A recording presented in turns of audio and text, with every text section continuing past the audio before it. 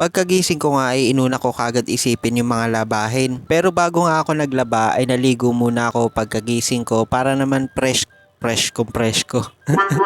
Para naman fresh at talaga namang buhay na yung dugo ko kapag nagsimula ako sa mga gagawin ko ngayong araw. Kahapon nga kasi ay nag-half day lang ako sa trabaho kasi tumaas yung BP ko. Sumakit yung ulo ko tapos nahilo. Siguro dahil na rin sa sobrang init ng panahon. Pero ngayon na araw nga ay medyo nakabawi-bawi na ako kaya naman tignan nyo nagti-TikTok pa. Day off nga pala namin ngayong araw tapos ito nga tanghalian na. Bumaba na muna ako para bumili ng pagkain. Nakatambay pa nga dito sa may pintuan si Isaac. Tapos ito naman si Ruben may hugot pa. Pakinggan nyo na lang guys kung ano yung sinasabi kong hugot niya.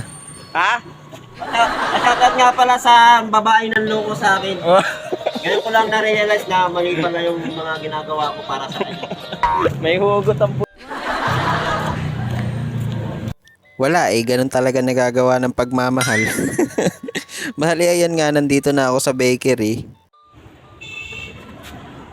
Di magkano yung monay na malaki? Oo.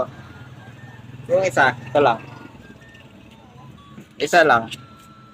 Bali ayun nga, monay lang yung binili ko tsaka isang coke kasi may palaman naman ako sa bahay. Ito nga yung sinasabi ko sa inyong palaman, yung sardinas. Hindi ko sure kung ako lang ba yung gumagawa nito pero naaalala ko kasi dati nung bata pa ako, lagi namin tong kinakain lalo pag almusal bago pumasok sa eskwelahan. Tapos pandesal pa nga yung binibili ng lola ko palagi sa umaga. Actually hindi ko na rin matandaan kung kailan ako huling kumain ito. Basta naalala ko lang kanina dahil nga hindi ako masyadong kakain ng kanin dahil baka isa nga ring dahilan yung pagkain ko ng kanin para tumaas yung BP ko. Ewan ko ba kaya din siguro hindi ako masyadong nataba kasi bata pa lang sardinas na yung kinakain ko. Pero kahit ganun pa man ay nagpapasalamat ako dahil kahit papano ay lumaki naman ako ng matino. Matino? Matino nga ba?